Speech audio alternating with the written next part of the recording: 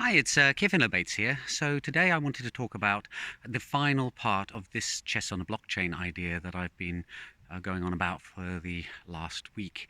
And today I want to talk about oracles. Namely, what if you want to be able to put some information onto the blockchain that comes from the outside world? And the example that I'm going to use is one about the difference between junior players and adult players. So you may have a situation where you want children to be able to play on the blockchain and adults, but you don't want the children to be able to gamble with cryptocurrency in the system. And of course, there's no way that a blockchain can know when someone signs up with a wallet whether they are a junior or whether they are adult. So you need some kind of oracle. You need a way of feeding that information into the blockchain. Now, one way you can do that is having authorities on the blockchain who go and look at ID and then approve a particular participant as an adult and allow them to gamble.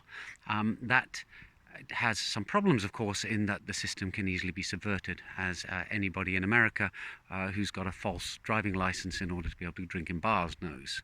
So the other approach that you can take is to try and provide incentives whereby if a person registers as a child, then they're not allowed to gamble, but they get a handicap. They get to play the game with their opponent having, say, a knight or a couple of pawns removed. And if they're an adult, then they end up either playing normal games against adults or these handicapped games against children. And on the other hand, they do get to buy cryptocurrency on the system and stake bets against games that they play or that they see other people playing. But it is a problem in the blockchain space in that it works very, very well in the sort of hermetically closed environment of the blockchain. All the data that is in the blockchain and the tokens that are being moved about are within a closed ecosystem.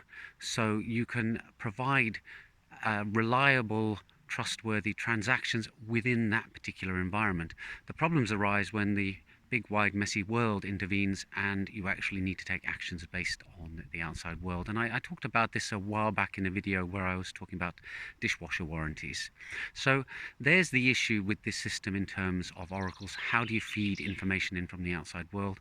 And ultimately, you need a trusted source of information to feed that in. And of course, the problem that you have with any external trusted source is that at some point in the future it may be compromised.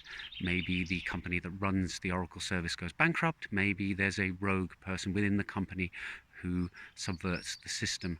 You just can't guarantee it. So I guess that's a metaphor for life. It doesn't come with any guarantees. This is the end of the chess blockchain sequence. I hope you found it interesting and entertaining. I've certainly had some good discussions with some of the people in the comments of the previous videos, and I'll see you after Easter in the next video. I will be taking a short break. Bye for now.